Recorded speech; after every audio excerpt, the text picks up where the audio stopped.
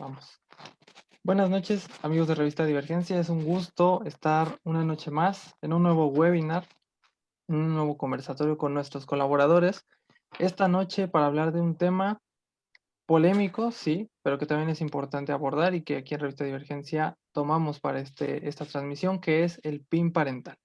Para esta plática contamos con la presencia de nuestros colaboradores Génesis Ramírez, quien es maestra por la Benemérita Escuela Normal de Maestros, y de Uciel Medina, quien es politólogo por la Universidad Nacional Autónoma de México.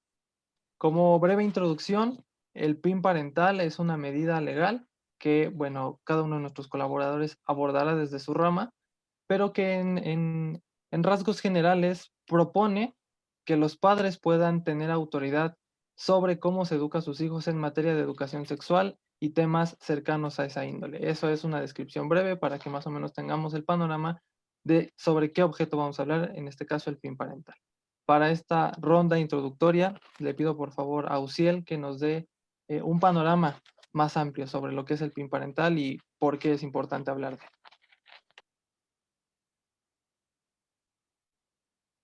Hola, ¿qué tal a todos? De entrada, pues muchas gracias una vez más a Revista Divergencia por la oportunidad de poder abordar este tema que es, como ya dijiste, Mau, eh, muy controvertido, muy polarizante.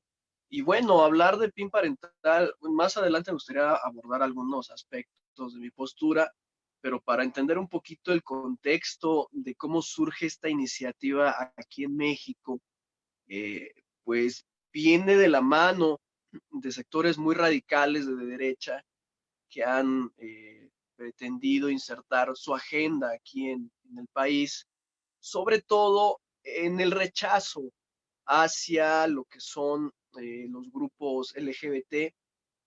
Es básicamente esa una de las razones por las cuales se argumenta que los padres deberían de tener injerencia en la educación sexual para evitar que desde la educación pública pues los niños pudieran ser inducidos hacia experimentar eh, alguna, eh, ¿cómo poder llamarlo? Una conducta, según esto, de lo que se considera hoy en día la sexodiversidad.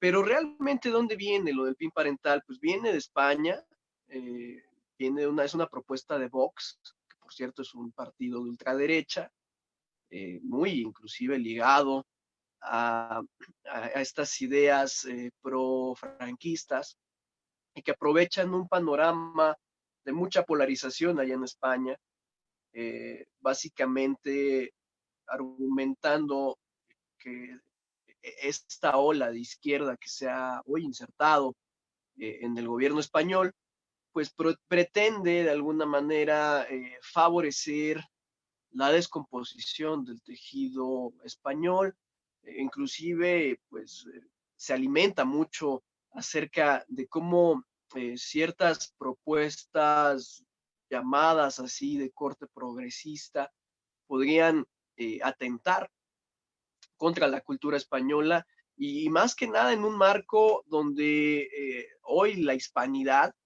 se ve de alguna forma cuestionada, no se ve en un proceso de reinvención, sobre todo por esta ola de los intentos separatistas, ¿no? Por ejemplo, en Cataluña, o como ya lo había existido antes en el País Vasco, ¿no?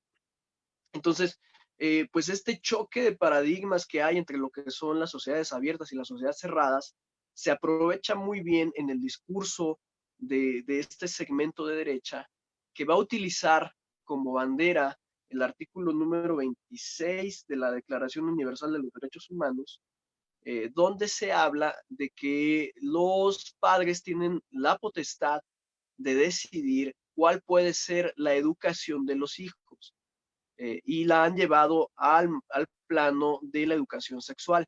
Pero es muy importante resaltar que cuando la Declaración Universal de los Derechos Humanos habla acerca de que los padres puedan tener esta potestad de educación, de alguna forma como un cerco ideológico, En ese entonces se pretendía que de alguna manera los padres de familia pudieran intervenir ante lo que es el fantasma de dos ideologías que pueden gustar o no pueden gustar a la sociedad, pero que fueron parte de, de este mover en Europa sobre lo que terminaría siendo la Segunda Guerra Mundial. Básicamente estaríamos hablando de cómo se utilizó el aparato estatal por parte del el régimen nazi para adoctrinar a toda una sociedad, especialmente a los más jóvenes, e inclusive se podría hacer ahí alguna referencia al adoctrinamiento de la Unión Soviética, pero sobre todo fue en el caso de las heridas que deja el adoctrinamiento nazi y cómo esa estructura en la cual eh, el Estado utiliza la ideología, utiliza el adoctrinamiento, utiliza la formación, pues llegó a desencadenar muchas conductas de odio que terminaron, como ya sabemos, pues no solamente en la segregación racial de, por ejemplo, judíos, que es lo que más se comenta, también de gitanos, o inclusive de personas enfermas o personas ya de edad muy avanzada, sino que incluso más allá de esa segregación, pues desató una ola de violencia, ¿no?, en contra de ellos sistemáticamente, un genocidio, y que curiosamente, en el caso del PIN parental, cuando se le pone esta marca eh, tan dirigida, no tan evidente, contra la sexodiversidad, que pues, es muy debatible, pues, hay que darle la bienvenida al debate, pero está de alguna forma desobedeciendo la razón de ese artículo 26, porque más bien se está estigmatizando a un sector de la población y generando pues justamente un clima de odio contra las personas que no se sienten representadas dentro del esquema heteronormativo, ¿no? Entonces, a modo de introducción, esa sería mi participación por el momento. Muchísimas gracias, Uciel. Génesis, tú desde la parte, vaya, educativa, ¿cómo percibes esto a manera de introducción, esta situación del PIN parental? Sí, bueno, buenas noches. Agradezco la participación en este nuevo webinar, que sí es muy controvertido. En la educación, pues, de hecho, está afectando a la Ley General de los Niños, Niñas y Adolescentes, que esta nos describe que ellos tienen derecho a su salud, protegerla integralmente. Es decir, esto refiere también a la educación sexual, pero desde mi punto de vista, este PIN sí atenta contra esta ley, ya que podemos observar ahora en la sociedad mexicana que se están dando muchos embarazos eh, en la adolescencia y preadolescencia. Se están dando también muchos casos de abuso sexual en niños. ¿Por qué? Por el desconocimiento que se tiene acerca de esta educación sexual, ya que hay algunos padres, no todos, que tienen la mente cerrada y piensan que el abrirles a los niños ese tipo de educación desde muy pequeños puede traer consecuencias negativas a su futuro, y es como lo estamos viendo. Las consecuencias de no dar esta educación sexual vienen a presentarse en estos casos, como son los embarazos no deseados y el abuso sexual a menores. De igual manera, también estamos viendo que que esta educación sexual, si no se da, estamos viendo también el aborto, la negación a este por parte de los Provida, pero los Provida no ven la situación en la que se encuentra la futura madre también. también ellos están a favor de este PIN, porque ellos están de acuerdo a que quieren salvar una vida, pero no ven la realidad que va a tener este nuevo ser que va a traer la preadolescente o el adolescente. De igual manera, podemos ver que la sociedad se está, en vez de ir evolucionando, va nuevamente para atrás porque no hay esa apertura hacia esa educación sexual que siento que a todos nos hace falta, y para que podamos decidir libremente acerca de nuestro cuerpo y de qué manera poder protegerlo. Por mi parte es todo en esta introducción. Muchas gracias, Génesis. Creo que ambos han enunciado elementos importantes. Ahorita tú comentabas un poco de cómo el desconocimiento de estos temas en los padres, pues influye a lo que ya Uciel nos comentaba un poco, ¿no? La estigmatización y sobre todo cuando estas ideas del PIN parental son promovidas por grupos, como también lo decía Uciel, en España por Vox, que es un grupo ultraderechista, y bueno, en México pues por grupos similares, ¿no? Quizá no tanto de ultraderecha, pero sí un poco más conservadores. Y la discusión puede ir hacia esos tonos, ¿no? Nos puede llevar incluso a hablar de pro vida contra pro aborto, que quizá es un terreno que ahorita no valdría mucho la pena para la discusión, en el sentido de que no es lo que nos compete como eje central de esta plática. Sin embargo, creo que sí hay una parte importante en el desconocimiento en general, ¿no? Me atrae esto y creo que ahí es donde entran estos mitos, quizá estos errores, ¿no? Que los padres cometen al querer posicionarse sobre esto sin entender realmente eh, la situación como con una visión más completa, ¿no? No podemos polarizarlo en todo es malo, todo es bueno, sino hay que rescatar lo mejor de cada cosa, ¿no? Entonces yo le pediría a Uciel que nos platicara un poco también de estos mitos, de estos errores que se tienen alrededor del PIN parental y de toda la carga ideológica que conlleva. Claro, Mau. Fíjate que hablando, por ejemplo, de los mitos, pues volvería a retomar, ¿no? La cuestión de que se habla que es un derecho que tienen los padres de vetar la educación de sus hijos, fundado en el artículo 26 de la Declaración Universal de los Derechos Humanos. Y como ya dije, pues al final de cuentas, el sentido de ese artículo 26 es otro, completamente diferente.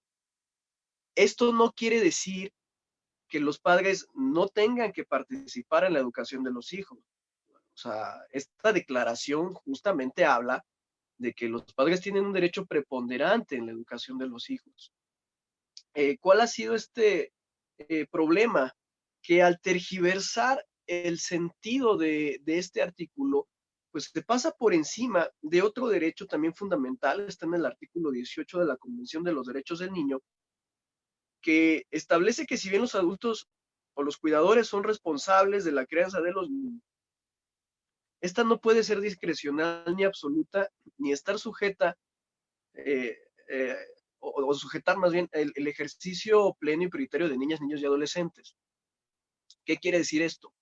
Que si bien los padres sí tienen este derecho de intervenir en la educación de los hijos, es más, creo que tienen la obligación primaria de hacerlo, no significa que de manera, como dice, discrecional, ellos pueden decir esto sí, esto no, esto sí lo puedes aprender y esto no lo puedes aprender, sino que más bien deben acompañar a sus hijos en el aprendizaje de todo lo que tenga que ver con temas educativos. Ahora, cuando yo tuve la oportunidad de discutir esto con algunos de los personajes que promueven el PIN parental, especialmente en los congresos locales, yo les decía a modo de ejemplo la cuestión de la pandemia y les decía, fíjense la gravedad de disponer un acto legal sin entender el contexto en el que estamos. Porque, por ejemplo, hoy con la pandemia, ¿Cuántas personas no han dicho, o hasta la fecha incluso, eso del coronavirus no existe, es mentira, es un invento del gobierno para controlarnos, de algo nos vamos a morir? Y hoy estamos viendo las consecuencias de esa actitud irresponsable, que se da mucho en este tipo de negar una realidad científica en personas que, pues desafortunadamente, no han tenido tanto acceso o nulo acceso a la información científica y a una formación científica. ¿Qué podría ocurrir, imagínense, en el caso de la educación sexual, que está mucho más mitificada y mucho más enraizada en tabúes que una cuestión sanitaria de tipo viral? Eso es muy peligroso, porque hoy seguimos teniendo familias construidas bajo un esquema de machismo en el cual la educación sexual está restringida. Y lo peor de todo es que los padres no se toman el tiempo de hablar de sexualidad con los hijos, simplemente la vetan. Entonces, no hay hoy capacidad, aunque la iniciativa pudiera ser buena, no hay la capacidad en la mayoría de los hogares para poder debatir este tipo de temas en casa. Y aquí viene a preponderar una cuestión de clase también, porque ciertamente quienes están más al pendiente de este tipo de historias, en general, o vienen de una, ya decía Génesis, vienen de un entorno religioso, o vienen de un entorno de clase media, media alta, alta, que de alguna manera quizá pueda debatir estos temas, pero en un hogar de clase baja, como la mayoría, hoy hay que reconocer, tenemos 52 millones de pobres en México, realmente deberíamos de preguntarnos si la educación sexual es prioritaria en los hogares mexicanos. Y yo creo que la respuesta evidentemente es que no, por lo mismo que ya decía Génesis, hay que ver las cifras, encabezamos las cifras a nivel internacional de embarazos en menores de 15 años, eso es sumamente alarmante. Y a veces este tipo de diatribas de corte confesional, pues llegan a, hacer pensar que la cuestión de la educación sexual se circunscribe únicamente en decir que hay heterosexuales, bisexuales, asexuales.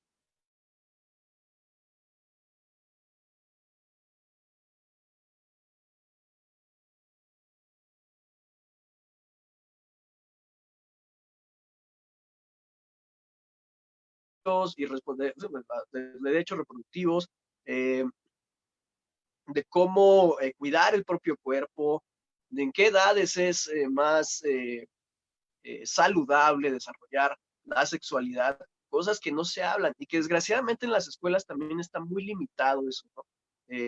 Incluso yo he podido experimentar en diferentes grupos, especialmente hablando justamente de lo religioso, en algún grupo religioso, alguna vez tocamos así por encimita una cuestión de sexualidad y bueno, se armó ahí la gorda, ardió Troya por algo sumamente insignificante. Entonces, debemos de romper ese mito, ese tabú y entender que hoy la sexualidad es sumamente importante abordarla desde una visión científica que eduque a la sociedad a fin de evitar daños emocionales, daños físicos, daños económicos, porque son parte de toda una integralidad, ¿no? Entonces, parte de esos mitos que hay sobre el PIN parental es ese, ¿no? Que los padres son los únicos que pueden enseñarle a los hijos cómo funciona sus órganos reproductivos, y la realidad es que pues ni siquiera lo hacen, ¿no? Si hiciéramos hoy una encuesta de cuántos padres han hablado con sus hijos acerca de sexualidad, híjole, creo que nos llevaríamos un tremendo susto porque no se habla. Entonces, esto obviamente no significa que los padres no puedan intervenir en la educación, al contrario. Y de hecho, desde la reforma educativa del sexenio pasado ya se hablaba de integrar a los padres de familia en las actividades escolares. Desgraciadamente esto no se ha podido implementar, no porque no exista en la ley o no porque no exista en un programa educativo, sino porque las propias condiciones económicas del país impiden a los padres de familia a involucrarse de lleno en las tareas educativas. Si de por sí ya cuesta trabajo que los asistan en sus tareas, y más cuando sus padres vienen arrastrando carencias educativas, por ejemplo, los que no terminaron más que secundaria o quizá preparatoria, a veces no pueden ayudar a sus hijos en grados más adelante. De por sí eso ya es algo que limita demasiado. Solo imaginémonos si expandimos hacia talleres, hacia conferencias, hacia juntas de padres de familia, donde difícilmente pueden llegar a participar. Entonces, no se trata nada más de llegar a la ley y decir, a partir de ahora los padres pueden vetar los contenidos educativos, cuando a veces los padres ni siquiera tienen el tiempo de hablar acerca de cómo se están desarrollando los hijos en las escuelas. Y me gustaría cerrar este bloque diciendo también que es un absurdo que se pretenda llevar esta iniciativa desde los congresos locales, cuando la educación, la forma en la que está estructurada, pues viene desde la federación.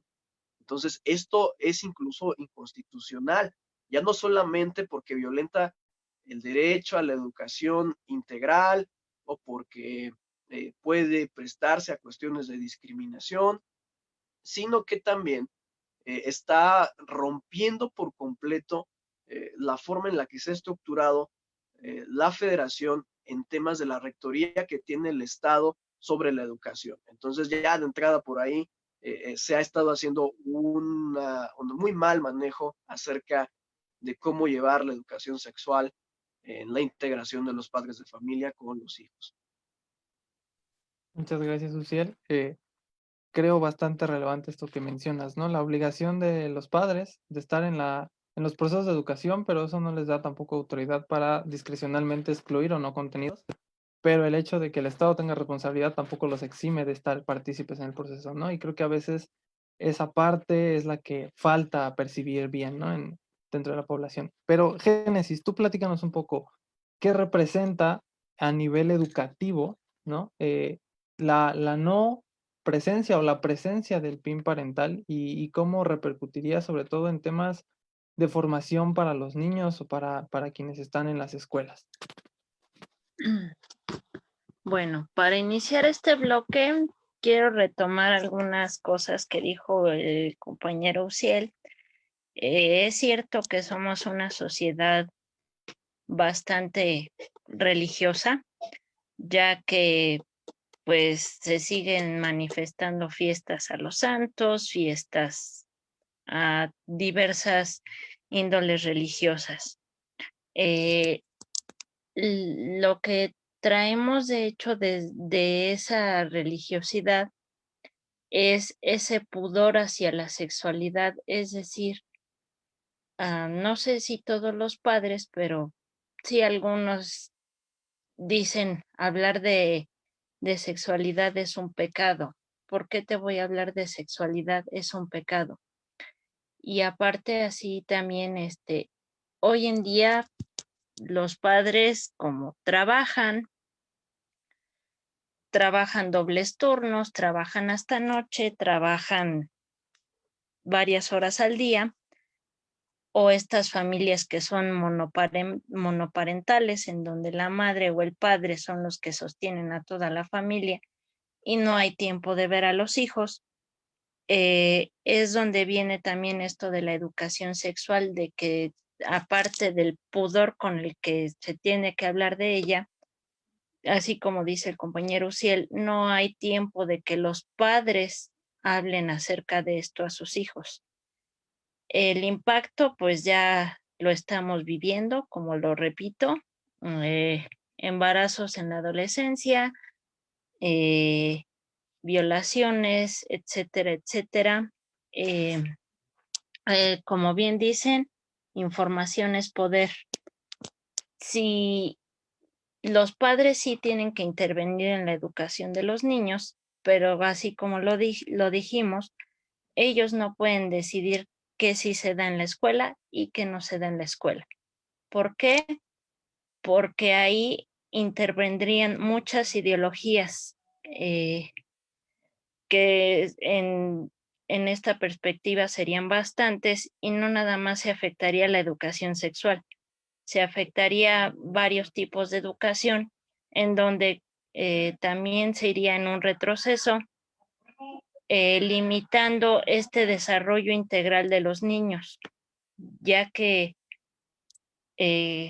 como podemos saber, información es poder, es decir, si yo tengo acceso a este tipo de educación, yo voy a poder decidir libremente cómo es que quiero vivir mi sexualidad. Si no tengo este tipo de información a mi alcance como niño o como adolescente, obviamente van a venir demasiadas consecuencias que a lo mejor a los padres no les va a gustar y va a venir otro reclamo que va a ser los adolescentes y los niños ahora están siendo, se están embarazando muy jóvenes, como ya lo estamos viendo, o por qué no hay información, tengo problemas acerca de que mi hijo no sabe cómo funciona su aparato sexual y va a venir otra vez el reclamo. ¿A quién? A la escuela. ¿Por qué no enseñan esto? Por eso mismo es que esta ley es tan controversial.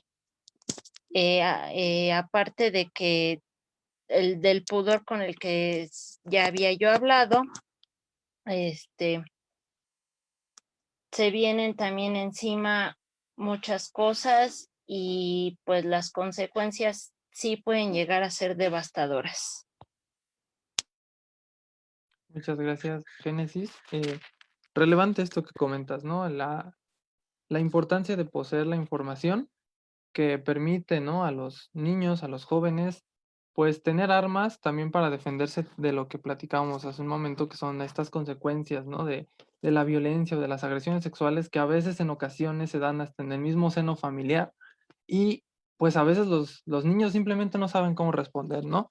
Por otro lado, también creo que la demanda de quienes promueven el PIN parental es justo todo lo contrario, ¿no? Sí, que el poseer esta información estimule a los jóvenes a experimentar de maneras, pues, controversiales con su sexualidad, en un ánimo más de perversión que de conocimiento, ¿no? Entonces, digamos, ahí esta parte de la información juega un papel importante para los dos lados, ¿no? Se vuelve un arma de doble filo.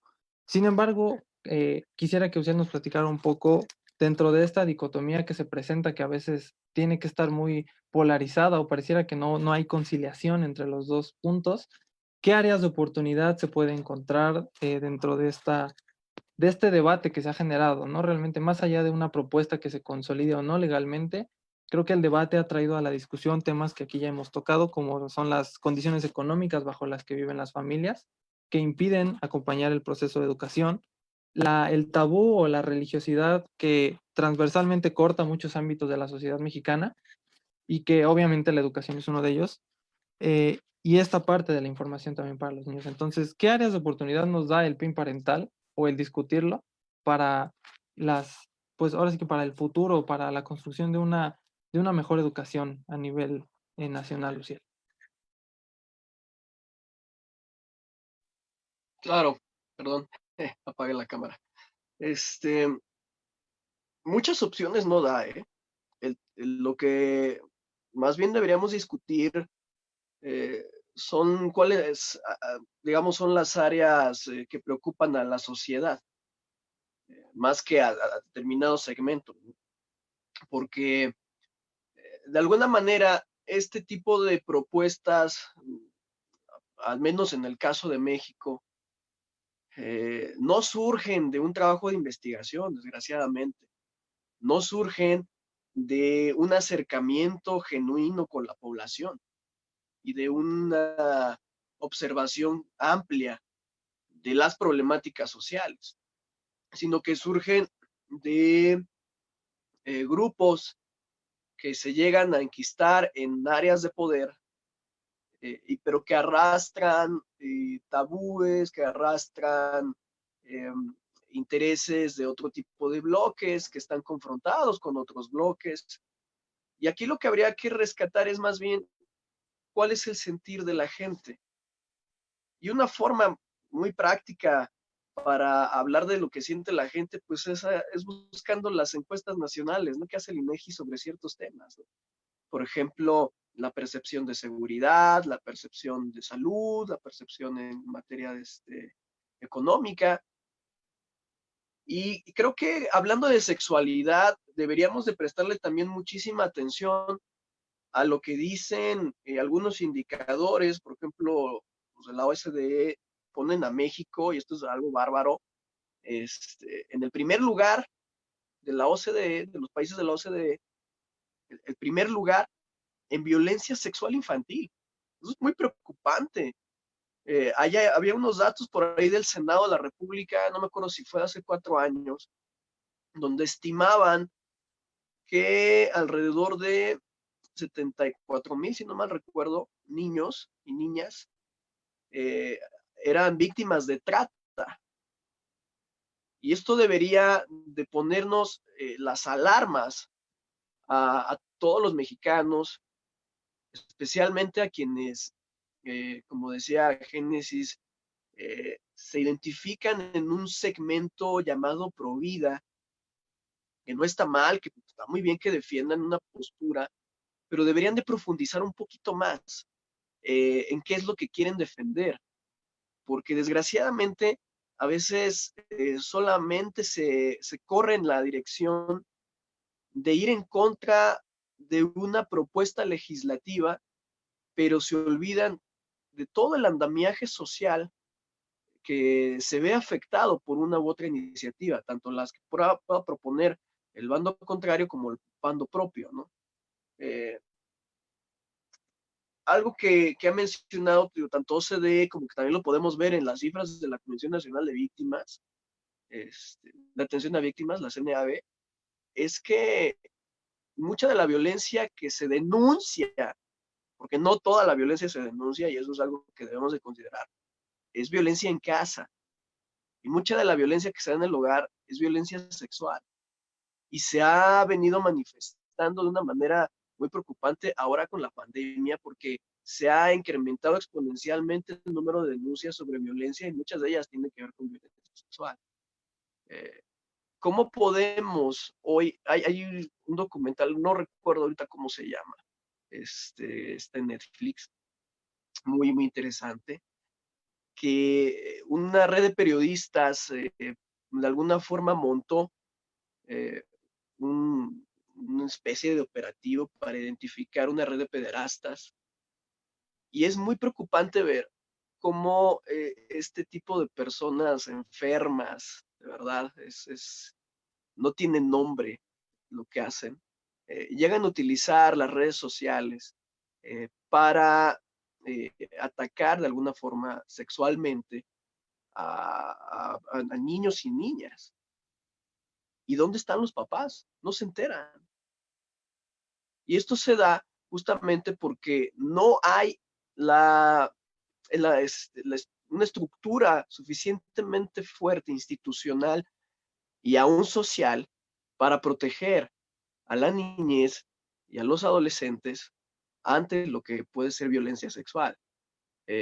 Si vemos, por ejemplo, casos psicológicos de personas que han sido agredidas sexualmente desde muy temprana edad, incluso ya edades muy avanzadas, no logran perdonarse a sí mismas porque siguen creyendo que la culpa era de ellas cuando son víctimas de una agresión sexual. Entonces, son temas que deberíamos de cambiar el enfoque de la discusión, y más que hablar de si los padres pueden vetar un contenido educativo, es cómo se integran dentro de esa educación para reforzar la formación óptima, una formación adecuada de los hijos, especialmente hoy en un contexto como el que vive México, donde la violencia va en crecimiento y cada vez se hace mucho más sádica, por decirlo de alguna manera, ¿no? Porque hoy vemos, cuando empezó, por ejemplo, esta guerra contra las drogas, veíamos que la violencia a lo mejor se limitaba únicamente a matar a una persona que era del bando opuesto, ¿no? Y después, no solamente fue eso, sino que también atentaron contra la vida de los familiares, pero no nada más fue eso. Después empezaron a descuartizarlos, ¿no? Y hoy vemos que se ha incrementado y se ha vuelto muy contagiosa esta violencia. Y por ejemplo, en el caso de las mujeres, pues ya no nada más las llegan a violar, ahora también las llegan a asesinar. Entonces estamos ante un panorama donde la violencia está repercutiendo tanto y que la sexualidad se ha convertido en parte de ese lenguaje violento. Entonces, hoy necesitamos componer nuevamente ese tejido social desde la familia, pero para ello hay que integrarla dentro del sistema también institucional. Entonces, ¿qué podríamos quizá recuperar de toda esta discusión del PIN parental? Pues bueno, el PIN como tal es una locura, no es eficiente, traería mucho más daños que beneficios, pero lo que sí se puede hacer es que basado en estos derechos que la Declaración Universal de Derechos Humanos reconoce a los padres de intervenir en la educación de sus hijos, es empezar a articular dentro de la ley, en este caso me atrevería a mencionar la ley del trabajo, para que los padres tengan más oportunidad de involucrarse en las tareas escolares, especialmente en los niveles básicos. Eh, y que en este tipo de instrumentos institucionales, pues haya una apertura al acompañamiento de esfuerzo entre la escuela y entre las familias. E incluso yo motivaría a estos sectores religiosos que sí se han metido muchísimo en esta cuestión del PIN parental. Los invitaría a que se informen, a que se abran a la realidad, que dejemos un poquito atrás esta visión de cuatro paredes y vean las cifras que hay en materia de sexualidad. Es más, hoy me parece indignante que desde los sectores religiosos se hable en contra de la educación sexual, al mismo tiempo que son los sectores que más escándalos recopilan de violencia sexual, especialmente ejercidas sobre menores de edad. O sea, esto debería de verdad volarnos la cabeza. Entonces, a este tipo de personas que son fieles a cualquier religión, que es muy válido, sí se abran un poquito a la realidad, a las cifras, a los números, y que vean en qué estado de descomposición está la sociedad, para que también entiendan la necesidad de hablar de educación, no en el término como lo están malinterpretando, de enseñar a la gente a ser gay, porque no es esa la educación sexual, sino que desde muy temprana edad, cada individuo pueda tener acceso a información precisa de cómo proteger su cuerpo, de cuáles son los límites que hay sobre el contacto físico y sobre los mecanismos de denuncia cuando se ejerce un acto de violencia sexual, que no necesariamente tiene que ser un acto coital. Basta incluso con un comentario o inclusive una insinuación, ¿no? Y creo que debe haber aquí una estructuración integral en materia, ya dijimos, de familia, de educación, también de seguridad y de procuración de la justicia, seguridad pública y procuración de justicia. Porque desgraciadamente algo que también ha estado ocurriendo es que muchas veces las víctimas de violencia sexual, cuando llegan a denunciar, eh, lejos de ser atendidas eh, con, eh, con probidad, con ética, llegan a ser revictimizadas, se les llega a inclusive inculpar, ¿no? Ah, pues algo estuviste haciendo o algo has de haber provocado, te lo buscaste. Necesitamos romper con eso y limpiar ese aparato de procuración de justicia y de seguridad pública, romper ese tipo de conductas. Eh, Creo que hoy debemos de hablar, de aperturar también un modelo educativo que capacita a los padres de familia. No es nada más de que desde la escuela se le enseña a los hijos, o en este caso a los estudiantes, a los alumnos, qué deben hacer y cómo actuar, sino que también es muy importante que en las escuelas, y esto no tendría que venir precisamente de los maestros, sino con personal adicional que se dedique a la pedagogía, a la psicología, al acompañamiento, etcétera, que pueda darle capacitación también a los padres para identificar en qué momento sus hijos podrían estar siendo acosados o siendo víctimas de alguno de los tipos de violencia que haya, no nada más sexual, ¿no? Sino de todos los tipos de violencia, y que pudiera haber un mayor acercamiento, ¿no? Entre estas instituciones y las familias, ¿no? Aquí en México. Eh, y esto, pues, como decía, no hay que garantizarle a los padres que puedan tener el acceso en tiempo a este tipo de actividades para que ahora sí podamos hablar de una verdadera inclusión de los padres de familia en la formación de sus hijos. Muchas gracias, Uciel. Voy a leer unos comentarios que nos han puesto durante esta transmisión. Animamos a quienes todavía nos están viendo a que hagan sus preguntas, pero voy a leer algunos de los comentarios que nos han puesto. Mara Alarcón nos pone que en ella no cree que sea una prioridad porque el desarrollo sexual de la persona es limitado por la cultura normada que se tiene en México. Es lo que platicábamos un poco al inicio. Eunice Villar nos pone que es incluso un tema de violencia hacia los menores de edad el negarles la información de eh, que los hace vulnerables al negarles la información a abusos sexuales, incluso por familiares. Ricardo García pone que en su opinión la educación sexual debe iniciar en la familia y desde pequeños. Ya posteriormente debe ser complementada por la escuela. Nos falta como sociedad abrir más la mente y poder hablar de sexualidad sin prejuicios, tomar la sexualidad como algo normal y poder platicar de ello abiertamente en familia. Julieta Mares nos pone 3 puntos, los rescato en ese orden. El PIN parental debe significar responsabilidad parental. El segundo, Génesis comenta que la educación sexual escolar no debe verse influida por los padres, ya que hay muchas ideologías. Sin embargo, la ideología de género es una de ellas. Y 3, es necesario la educación sexual biológica, es que se acompañe de educación legal y formación ética para que los niños y jóvenes sepan reconocer un abuso y el cómo denunciarlo. Y Mari Carr nos pone, lamentablemente en algunos casos los familiares son quien asaltan sexualmente a los pequeños y pequeñas.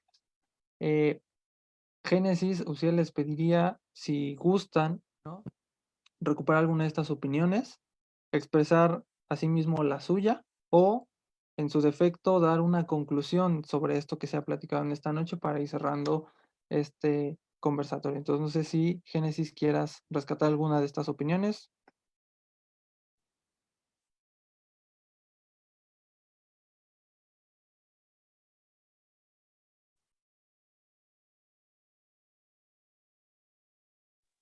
Perdón, perdón.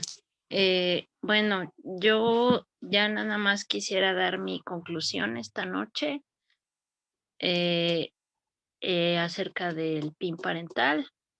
Bueno, pues como ya lo había yo mencionado, información es poder. El PIN parental no nos da muchas opciones buenas para poder avanzar en el tema de educación sexual en México. Tenemos que abrir un poco más la mente, tenemos que dejar ideologías que vienen ya de generación en generación, tenemos que recuperar estas nuevas ideas que vienen acerca de la sexualidad y pues aprovecharlas para que México mejore como sociedad, ya que es lamentable vernos en primeros lugares de abuso sexual, trata de personas o embarazos. siento que si pusiéramos un poco más de atención como padres y sabiendo que esa es la base de la sociedad, México sería un mejor país. Gracias. Buenas noches. Gracias, Génesis. Uciel, lo mismo si gustas recuperar alguna opinión y tu conclusión. Híjole, mira, a mí me gustaría cerrar con los números, ¿no? Porque al final de cuentas los números son fríos, no mienten. Por ejemplo, he mencionado una cuestión de ideologías. Las ideologías pueden decir muchas cosas, pueden influir en muchas ideas, pero al final de cuentas son los números los que nos hablan de realidad. Y voy a mencionar los números del año pasado, justamente. Según el INEGI, la encuesta de cohesión social del INEGI, las niñas, niños y adolescentes que han sufrido violencia alcanzan 1,764 del año pasado. Y si vemos, por ejemplo, lo que dice UNICEF, solamente el 1% de los recursos que se destinan a la niñez tiene que ver con protección del abuso sexual y la explotación en México. No es nada, es muy poco. Y si vemos cuál ha sido lo que dice OCDE, de cuál es más o menos el balance acerca de las agresiones sexuales a menores, pues dice que en 30% de los menores que han sido agredidos sexualmente han sido víctimas de abuelos o padrastros, 13% de tíos, 11% por padres biológicos, 10% por primos, 8% vecinos, 7% maestros y 3% hermanos. Esto a mí me alarma muchísimo. Cuando hacemos la cuenta, híjole, es que más del 60% de las agresiones sexuales que sufren los menores de edad se dan en casa, se dan en el seno familiar.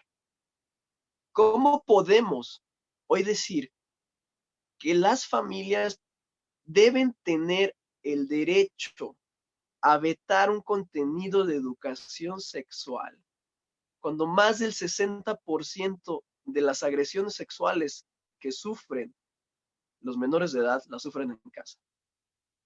Sería un crimen darles en este momento esa potestad, cuando hoy lo que deberíamos estar trabajando es en cómo, valga la expresión, empoderar a los niños, a las niñas y a los adolescentes para evitar que puedan seguir siendo abusados. ¿Cómo les damos las herramientas para mantener íntegra su composición física, emocional, espiritual, intelectual, que se ve afectada cuando sufren una agresión sexual? Entonces, debemos de partir de la realidad. A mí me encantaría hoy defender a la familia como institución en el sentido de su papel en la educación, pero desgraciadamente aquí están los números. Es la institución social que más violenta sexualmente. Y le siguen, dice este censo, que los primeros son los familiares, después los maestros y después los sacerdotes, los que más agreden sexualmente. Es muy, muy lamentable. Entonces, hoy tenemos que hacer un examen profundo en esta materia, replantear. Hoy también, por ejemplo, vemos, ¿no? Hoy, por ejemplo, la noticia de los 2 maestros que cesaron en la Facultad de Química y todo lo que se ha venido sabiendo en los famosos tendederos. Hoy también las instituciones educativas deberían de hacer una limpieza profunda en el ámbito de la docencia, porque no podemos seguir teniendo agresores sexuales, ya sea verbal o sea físicamente, porque eso lastima mucho a la sociedad. Entonces, la tarea es de todos. Las familias tienen que recomponer su interacción en casa, de cómo abordan los temas de sexualidad. Las escuelas deben de hacer una limpieza extrema en cuanto a quiénes son y qué conductas tienen. quienes imparten la tarea educativa, y el Estado tiene que comprometerse, especialmente con el presupuesto, etiquetarlo así tal cual, en lugar de que hagamos una ley que vete la educación sexual en manos o dándole este poder a las familias. Lo que sí debería ser ley es el etiquetado de un presupuesto exclusivamente para poder combatir la violencia sexual que sufren hoy los menores de edad. Entonces, digo, en todas las áreas, pero hoy tendría que alarmarnos mucho también el caso de los menores de edad, y es más que nada la temática de hoy. Entonces, cerraría con eso. Nos debemos llevar esa reflexión de ver los números y darnos cuenta de que la propuesta puede sonar muy bonita, pero los números nos dicen que no es el camino. Hagámosle caso a los números y trabajemos en correspondencia con ellos. Sería cuanto. Muchas gracias a los dos. Gracias, Uciel. Gracias a Génesis por sus aportaciones muy valiosas. Desde su expertise se agradece el tener estas perspectivas, pues finalmente estas opiniones de personas con la autoridad, ¿no? Del conocimiento del tema. Y nuevamente agradecerle a quienes nos acompañaron esta noche, a nuestros amigos lectores, participantes también de Revista Divergencia que estuvieron con nosotros. Síganos en nuestros contenidos, síganos en los próximos webinars que tendremos durante todo el mes de octubre, y cualquier duda, cualquier comentario, nuestro chat siempre estará abierto y dispuesto a que ustedes manifiesten su opinión. Nuevamente, Uciel, Génesis, muchas gracias por estar aquí y gracias a quienes nos acompañaron. Nos vemos en la próxima. Buenas noches.